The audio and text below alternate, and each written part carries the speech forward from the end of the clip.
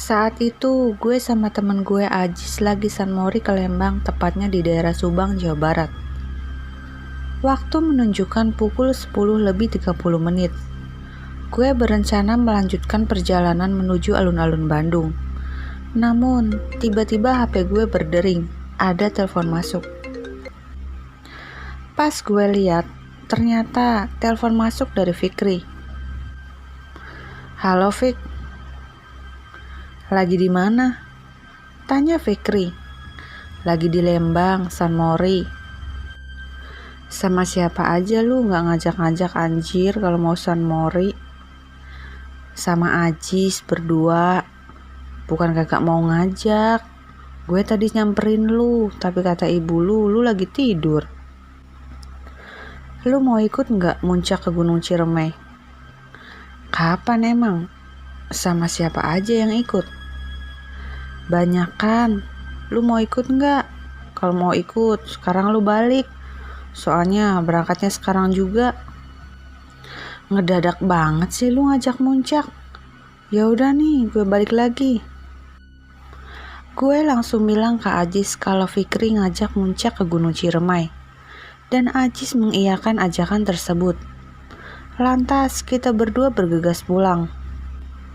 1 jam kita di perjalanan. Akhirnya kita sampai di rumah dan langsung nyamperin teman-teman gue yang lagi mempersiapkan logistik buat nanti muncak.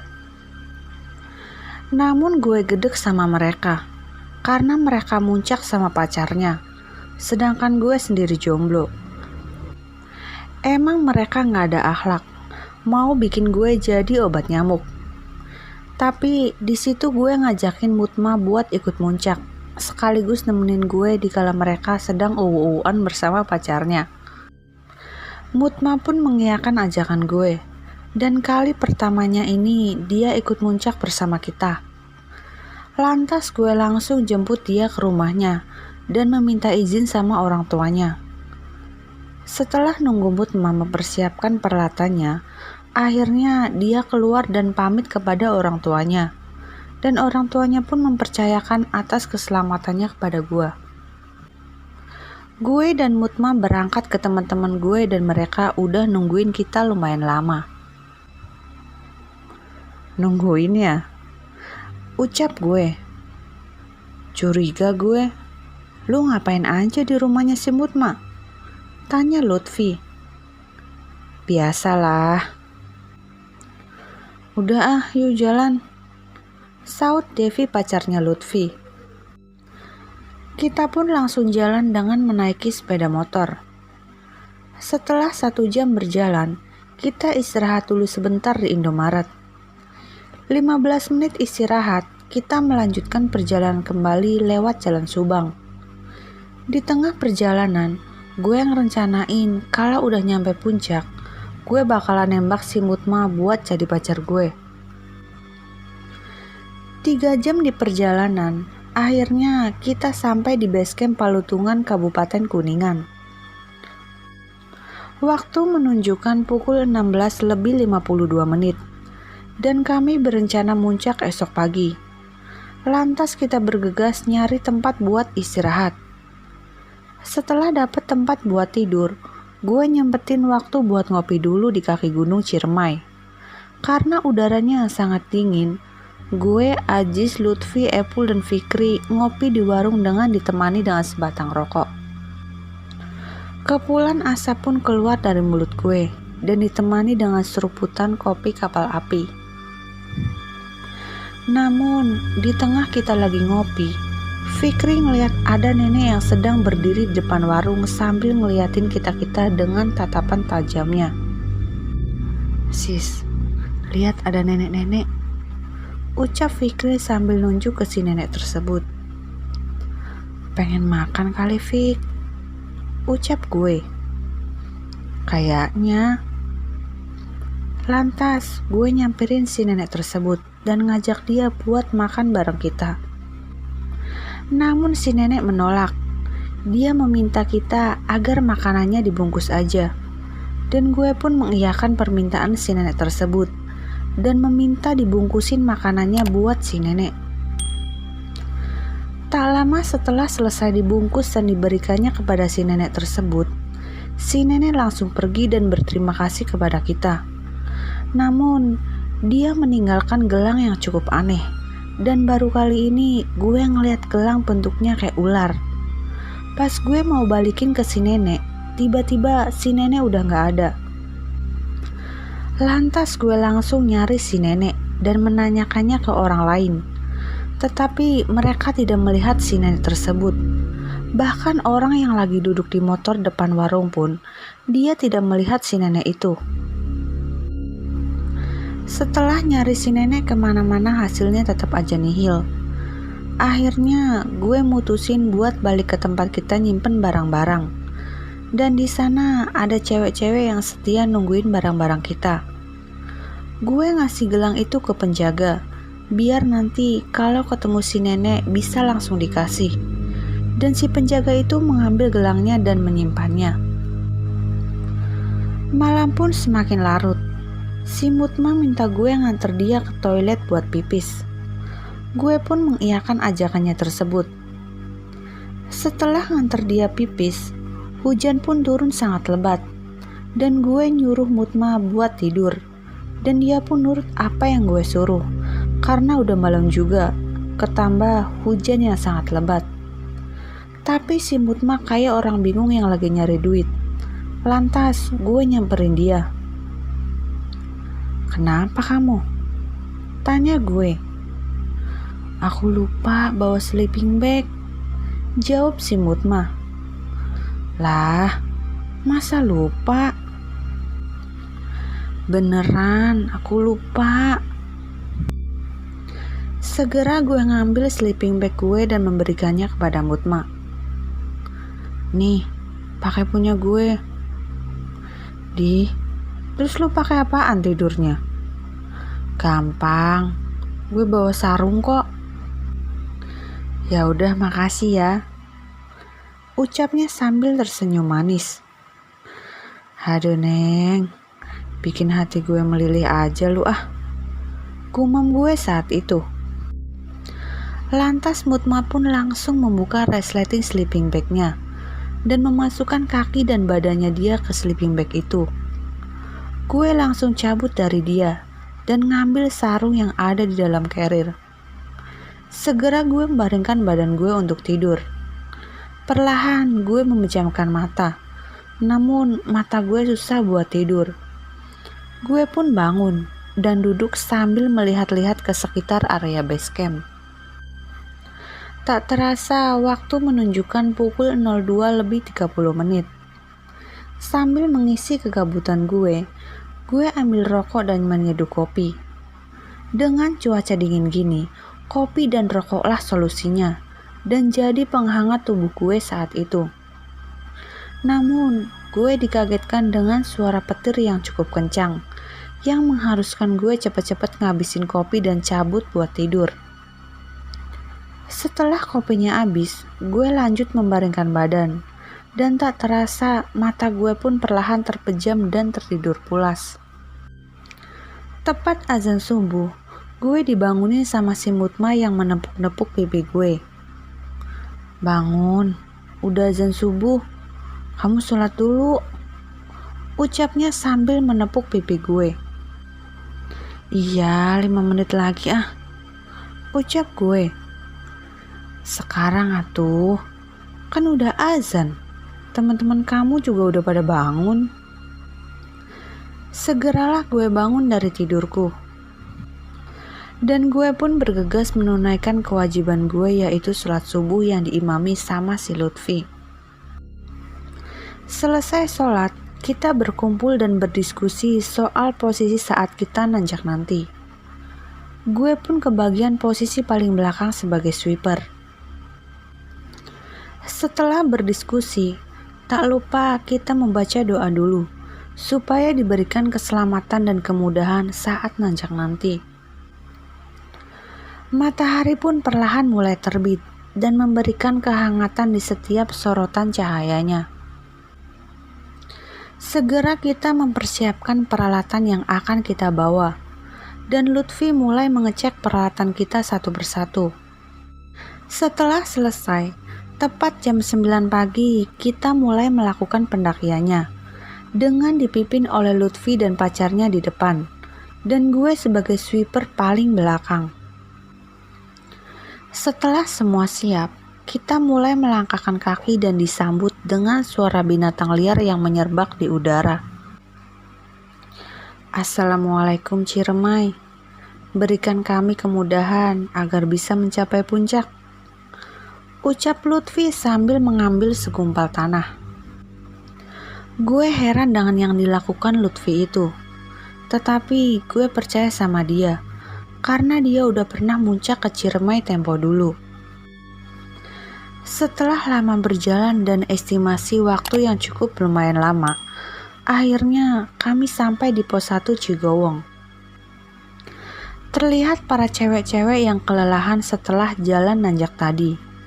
Lantas gue nyamperin si Mutma dan memberikannya sebotol air. Lutfi kembali berjalan dengan membawa botol air yang kosong dan mengisinya dengan penuh. Loh, kok gue nggak ngeh ada persediaan air di situ? Gumam gue saat itu. Lantas Lutfi memberitahu kalau di pos 1 ini ada persediaan air. Dan selain di pos 1, ada juga di pos 8, tepatnya di goa. Gue lupa goa apa yang ada di pos 8 itu. Yang pasti di sana ada persediaan air juga. Setelah mengisi air, kita melanjutkan perjalanan kembali dengan posisi yang sama pas awal nanjak. Pos demi pos kita lewati. Akhirnya kita sampai di pos 4. Dan kita rehat dulu di pos 4 ini. Sambil istirahat, kita membongkar peralatan kita dan mempersiapkan membuat makan siang kita hari ini. Setelah selesai makan, kita santuy dulu sambil ngopi dan ngerokok. Sampai lupa kalau kita istirahat cukup lumayan lama dari jam 1 siang sampai jam 3 sore. Setelah menyadari waktu udah sore, lantas kita melanjutkan perjalanan kembali. Dan beberapa meter kita jalan, terdengar suara azan dari HP-nya Lutfi yang mengharuskan kita berhenti terlebih dahulu. Setelah selesai azan, kita melanjutkan kembali perjalanan sampai pos 7. Di situ gue ngerasain hal ganjil, di mana gue ngelihat bayangan hitam yang lewat cukup cepat menuju ke semak-semak. Tetapi gue memilih diem dan gak membicarakannya dulu sama mereka. Takutnya mereka parno duluan, dan rencana gue nanti di puncak nembak Mutma harus batal karena ketakutan mereka. Sampai di pos 7 pas azan maghrib, lantas kita istirahat terlebih dahulu dan menghargai pergantian waktu.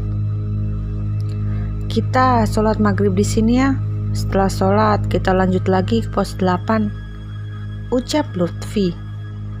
Siap leader. Lantas kita langsung menunaikan ibadah sholat maghrib terlebih dahulu dan diimami oleh Lutfi. Selesai sholat, kita berkemas kembali dan bersiap melanjutkan perjalanan. 6 meter kita berjalan dari pos 7, terdengar suara yang membuat kita bergidik. Tungguin aku. Suara tersebut kayak suara cowok yang entah dari mana asalnya. Dan terdengar jelas banget di telinga sampai Lutfi yang di depan aja langsung nengok ke belakang. Kita pun saling menatap satu sama lain dan mereka kira gue yang barusan ngomong kayak gitu. Tungguin apa ai kamu? Tanya Mutma. Apaan sih? Orang gue kagak ngomong apa-apa. Timpal gue. Ya udah yuk lanjut lagi, saut Lutfi sambil jalan kembali. Segera kita melanjutkan perjalanan kembali. Dan di tengah perjalanan, kita dicegat sama sosok Mbak Kunti yang sedang berdiri di samping jalur. Segera Lutfi memberikan aba-aba buat berhenti dan rehat dulu sebentar. Tiba-tiba Desi pacarnya Ajis teriak sangat kencang. Setelah ngeh kalau di depan ada sosok Mbak Kunti. Dan para cewek-cewek yang lain juga malah ikut teriak. Suasana berubah menjadi tegang. Gue yang waktu itu belum menyadari kalau adanya sosok Kunti di depan. Lantas gue nyamperin Devi dan bertanya, kenapa pada teriak semua? Ada apa sih? Berisik banget pada teriak-teriak. Tanya gue ke Devi. Kamu lihat sis, di depan ada apa? Jawab Devi. Segera gue lihat ke depan jalur. Pas gue lihat gak ada apa-apa. Mungkin sosok itu sudah pergi. Gak ada apa-apa kok. Kok gak ada? Emang ada apaan? Tanya gue. Ada Kunti Jis. Jawab Devi sambil berbisik. Ah ngadi-ngadi lu. Ya udah ayo lanjut lagi. Takut kemalaman nanti. Ucap gue. Kami pun melanjutkan perjalanan kembali. Dengan hati-hati kami berjalan sambil tengok kanan kiri. Takutnya sosok itu muncul lagi. Gue yang di posisi belakang ngerasain kayak ada yang ngikutin. Tapi gue gak berani lihat ke belakang. Takutnya pasti dilihat bukan manusia. Setelah 1 jam berjalan, akhirnya kita sampai di pos 8. Dan di sana juga udah ada 2 tenda yang berdiri. Mungkin itu tenda pendaki lain yang sama bangun di tenda di sini. Gumam gue saat itu. Kita diriin tendanya deket goa ya, ucap Lutfi. Oke, siap. Setelah sampai di bibir goa, suasananya berubah jadi merinding. Takutnya ada binatang buas di dalam goanya. Segera Lutfi membagi tugas. Cewek-cewek nyiapin makan malam dan para cowok diriin tenda. Setelah ribetnya diriin tenda, gue pun memilih buat ngopi dulu sambil nunggu makan malam jadi. Di situ gue disamperin sama pendaki lain yang berasal dari Tangerang. Jumlah mereka ada 5 orang, 3 cowok dan 2 cewek. Gak lama kemudian, makanan pun jadi. Gue bergegas buat makan dan ngajak para pendaki yang tadi buat ikut makan malam bareng kita. Namun mereka menolak dengan alasan udah makan. Gue pun mengiyakan ucapannya dan bergegas makan sama teman-teman gue. Setelah beres makan, tak lupa kami para cowok membakar rokok sambil dibikinin kopi oleh para cewek-cewek. Sambil ngopi, belum lengkap kalau nggak ditemani dengan obrolan dan candaan. Namun di tengah obrolan kami, suara cekikikan terdengar begitu jelas dan belum diketahui keberadaannya. Segera Lutfi mencari sumber suara itu. Namun hanya suara cekikikanlah yang ada tapi wujudnya nggak ada. Pengecut, nggak berani nongolin wujudnya, ucap Fikri dengan nada kerasnya. Hei, jaga omongan lu. Jangan sampai kejadian di Curug Cipurut kemarin keulang lagi gara-gara lu, ucap Lutfi dengan tegasnya. Tahu lu, sompral baik kalau ngomong, saut Epul. Ya udah sih, maaf keceplosan gue. Lah, alasan. Malam pun makin larut. Lutfi nyuruh kita buat tidur karena nanti kita bakalan summit ke puncak. Kita pun bergegas ke tenda untuk tidur dan bersiap buat besok pagi-pagi kita summit. Setelah sampai tenda, segera gue membuka carry dan mengambil sleeping bag gue. Namun di situ gue keinget si Mutma kalau dia nggak bawa sleeping bag. Segera gue membuka resleting tenda dan bergegas nyamperin tendanya si Mutma dan memberikan sleeping bag gue ke dia. Setibanya gue di tenda, sekilas gue ngelihat bayangan hitam yang melintas di belakang tendanya si Lutfi. Dengan cepat gue buru-buru masuk ke dalam tenda gue dan langsung memejamkan mata agar cepat-cepat tidur. Dan tak lama kemudian, akhirnya gue bisa tertidur juga. Namun di tengah gue sedang tidur, gue dibangunkan oleh si Epul yang meminta gue buat nganter dia buang air besar. "Sis, antar gue yuk," pinta Epul. Gue yang masih ngantuk pun enggan menjawabnya. "Sis, buruan antar gue, udah gak kuat ini." "Mau kemana sih Pul malam-malam?" "Pengen berak gue sis." "Ya udah sono berak sendiri." "Takut aing sis." "Ya udah ayo, tapi jangan lama-lama ya." Segera kita keluar tenda dan menuju ke semak-semak yang jaraknya lumayan jauh dari tenda. "Jangan ngintip lu," ucap Epul. "Ngapain gue ngintip orang lagi berak?" Sambil nunggu si Epul berak, gue gak sengaja arahin senter gue ke belakang tendanya si Lutfi. Dan di sana ada sosok hitam, badannya gede, banyak bulunya, namun dia berjalan merangkak. Sontak gue yang ngelihat sosok tersebut meminta Epul agar cepat-cepat menyelesaikan hajat besarnya itu. "Pul, buruan," pinta gue. "Sabar, gue mau cebok dulu."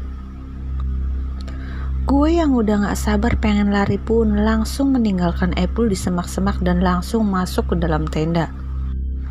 Tak lama kemudian, terdengar suara Epul meminta tolong yang mengharuskan gue keluar tenda lagi. Pas keluar, gue terkejut lihat si Epul yang sedang diseret sama sosok hitam yang tadi di belakang tenda si Lutfi. Gue langsung lari ke arah Epul, namun semakin gue mempercepat lari, semakin cepat juga Epul diseret sama makhluk tersebut.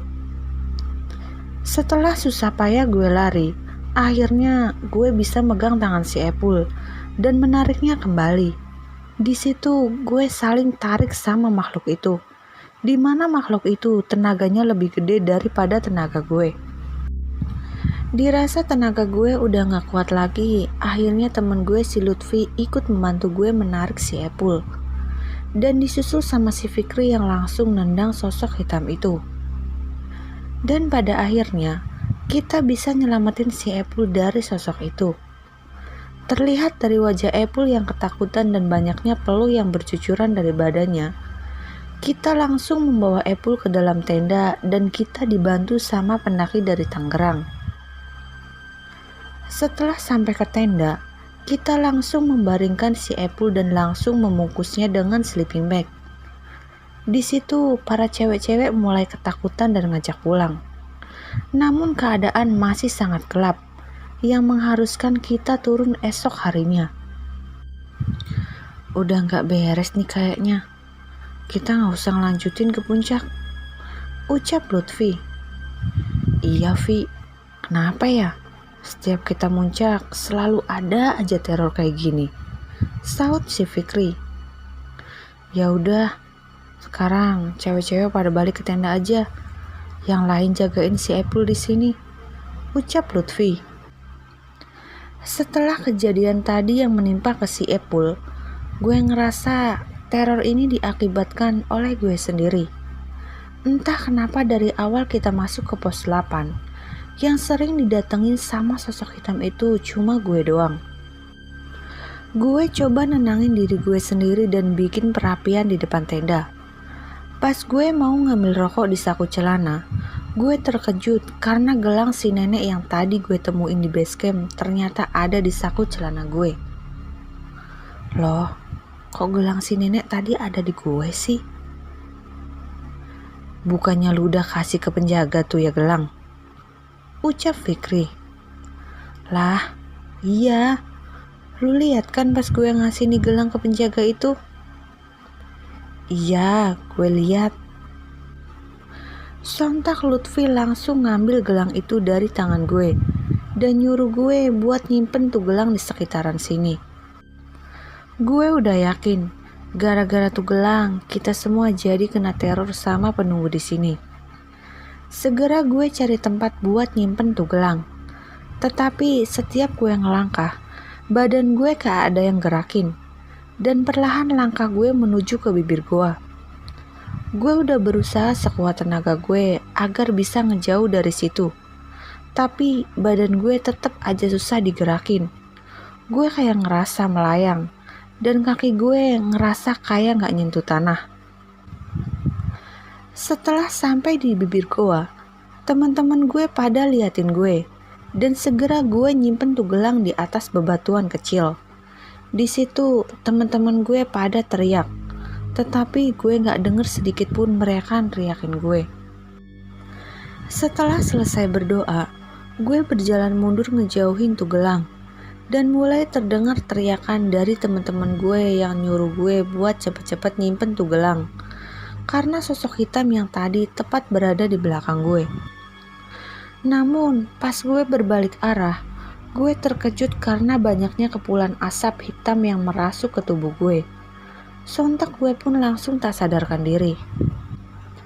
Di situ gue terbangun di suatu tempat yang sangat gelap, gak ada pencahayaan sedikit pun. Lalu tiba-tiba pundak gue kayak ada yang nepuk dari belakang. Pas gue lihat, ternyata itu si nenek yang gue temuin di base camp kemarin. Gue langsung menanyakan perihal gelang yang si nenek tinggalkan dan apa tujuan dia neror kita. Namun gak ada jawaban dari si nenek. Dia hanya tersenyum ke gue. Dan lama-kelamaan, muka si nenek berubah jadi menyeramkan. Mukanya banyak mengeluarkan darah, dan salah satu matanya keluar.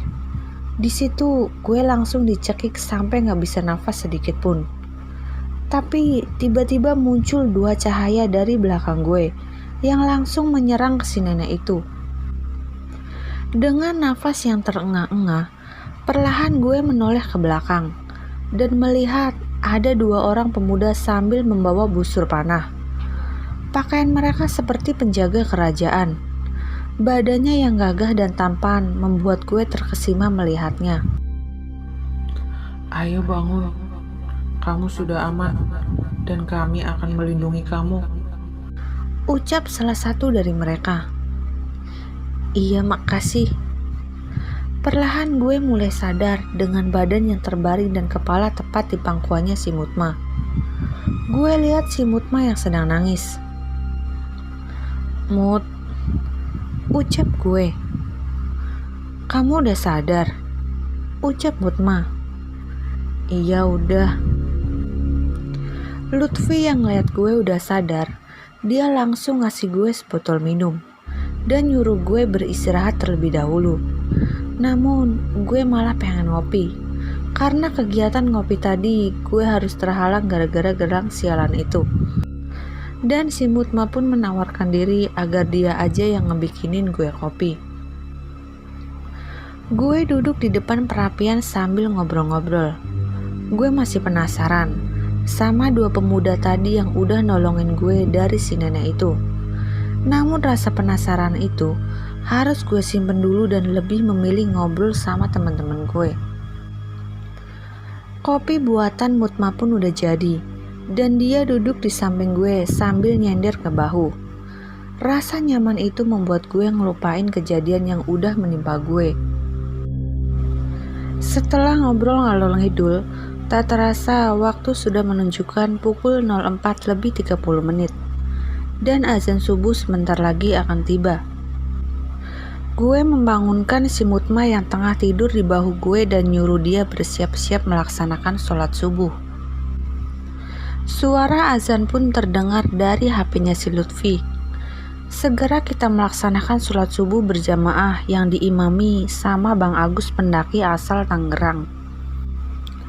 Setelah selesai sholat, gue sama teman-teman gue berdiskusi soal dilanjutkannya summit ke puncak atau lebih memilih buat turun. Di situ leader gue si Lutfi memilih buat turun kembali karena kondisi kakinya Epul yang kurang baik setelah kejadian semalam. Selesai berdiskusi, kita lanjut ngopi dan para cewek-cewek mempersiapkan makan pagi ini. Gue cerita ke si Lutfi perihal dua orang pemuda yang udah nolongin gue dari si nenek itu. Dan Lutfi ngasih tahu gue kalau selama pendakian kemarin, si nenek itu selalu ngikutin gue terus. karena gue membawa aura yang cukup bisa menandingi energi penunggu yang ada di sini. Oh iya, gue mau ngasih tahu kalau si Lutfi ini punya penglihatan di mana dia bisa ngelihat makhluk-makhluk gaib. Gue kaget pas si Lutfi bilang kalau gue itu ada yang ngejagain dan mereka akan nolongin gue kalau gue sedang dalam kondisi terancam. Gue sedikit bingung dengan ucapan si Lutfi. Ternyata dia udah tahu dari awal kita nanjak, si nenek itu selalu ngebuntutin gue dari belakang. Tapi dia gak pernah ngomong ke gue. Sesekali si Lutfi sering nengok ke gue buat mastiin kalau gue baik-baik aja. Gue sedikit ragu dengan yang dibicarakan si Lutfi ini, karena gue sendiri gak tahu kalau gue ada yang ngejagain.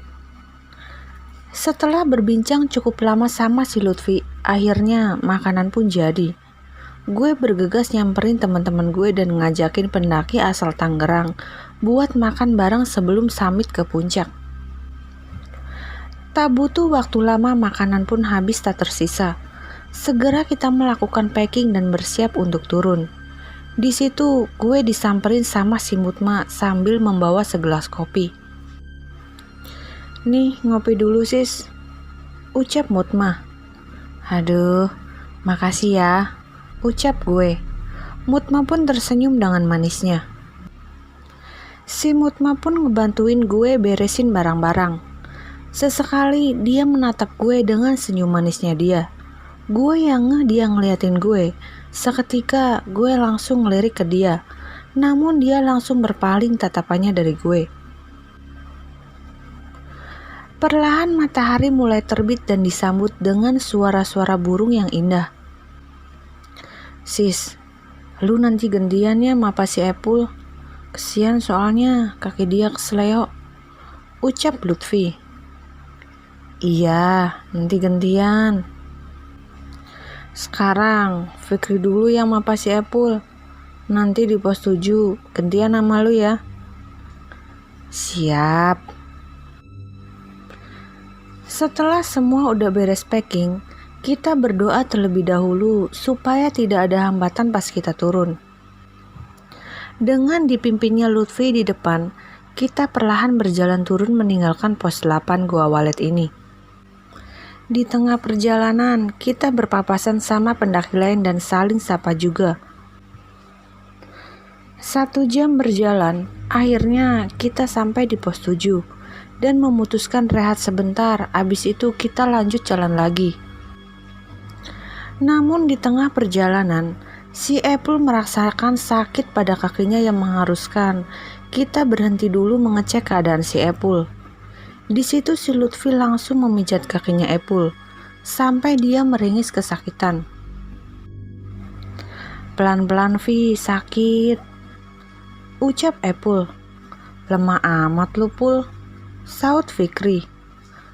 "Lu gak ngerasain sih," ucap Epul. Setelah lamanya diurut dan dirasa udah lumayan membaik, kita melanjutkan perjalanan kembali. Pos demi pos kita lewati, sampailah kita di tanjakan Asoy. Trek ini lumayan sulit, karena gue turun sambil memapas si Epul. Pas gue ngebantuin si Epul turun, tiba-tiba tangan gue ada yang narik sampai gue jatuh terguling-guling. Di situ gue pingsan lagi, karena kepala gue kebentur bebatuan dan mengeluarkan banyak darah. Habis itu gue gak tahu lagi kejadiannya kayak gimana. Sadar-sadar gue udah ada di pos 2. Di situ gue ngeliat teman-teman gue pada khawatir sama kondisi gue. Dan si Mutma pun tak henti-hentinya menangis ngeliat banyaknya darah yang keluar dari kepala gue. "Sis, gimana? Masih pusing gak?" tanya Lutfi. Gue yang masih lemas pun enggan menjawabnya. "Tadi ada rombongan pendaki dari Garut yang ngebantuin kita sampai sini," ucap Ajis. "Sekarang kemana mereka?" tanya gue.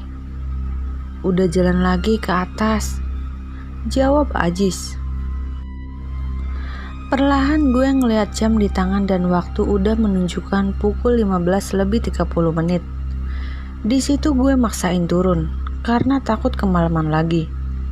Namun Lutfi gak yakin dengan kondisi gue yang kurang baik. Tetapi gue berhasil mastiin dia kalau gue baik-baik aja. Kami pun melanjutkan perjalanan kembali. Kali ini posisi gue di tengah, belakangnya si Devi.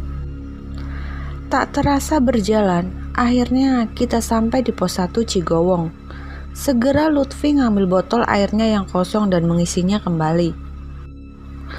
Lalu dia ngasih botol itu ke gue dan nyuruh gue buat ngebersihin darah yang udah mengering di kepala gue. Setelah bersih, gue minta melanjutkan perjalanan kembali karena waktu bentar lagi maghrib. Lutfi pun kembali memimpin perjalanan turun dan disusul sama si Devi, lalu gue di belakangnya. Setelah 1 jam lebih berjalan, akhirnya kita sampai di base camp dan langit pun udah mulai gelap. Kayaknya kita harus nginep 1 hari lagi deh, ucap Desi. Emang kamu gak bakalan dimarahin? Tanya Ajis. Ya enggak, kan sama kamu, jawab Desi. Kami pun setuju nginep 1 malam lagi di area basecamp Palutungan ini. Gue keinget sama gelang yang disimpan si penjaga basecamp. Akhirnya gue nyamperin ke dia dan nanyain gelang yang kemarin gue kasih ke dia. Pas dia mau ngambil, ternyata gelang itu udah gak ada. Lalu gue nyeritain soal kejadian kemarin malam perihal gelang yang tiba-tiba ada di saku celana gue. Dengan detail gue nyeritain ke dia, dan dia pun akhirnya ngerti dengan kejadian yang udah gue alamin kemarin. Gelang itu lu simpen di mana? Tanya si penjaga. Di dekat gua walet, Pak, jawab gue. Ya udah, yang penting kalian gak kenapa-napa, ucap si penjaga. Papa kau gak kenapa-napa. Kepala gue nih sampai kebentur batu gara-gara ada yang narik, gumam gue. Singkatnya, abis cerita sama si penjaga itu, perut gue mulai keroncongan dan bergegas pergi ke warung kemarin di sekitaran area base camp. Gue kembali lagi ke warung makan yang kemarin sempat gue kunjungin sebelum mendaki. Dan gue memesan 2 porsi makan dibungkus, yang 1 buat gue dan 1-nya lagi buat si Mutma. Setelah memesan, gue nyamperin si Mutma lalu memberinya makanan buat mengganjal lapar. Kami pun makan bareng sampai gak ada tersisa sedikit pun. Singkatnya, pagi pun tiba dan kami langsung bersiap pulang pagi ini. Tepat pukul 8.00 gue langsung manasin motor gue dan bergegas pulang menuju ke rumah masing-masing. Jika kalian ingin berbagi cerita kepada kami, silahkan DM ke Instagram atau email kami yang ada di kolom deskripsi. Sekian dan terima kasih. Salam dari kami, keluarga pendaki.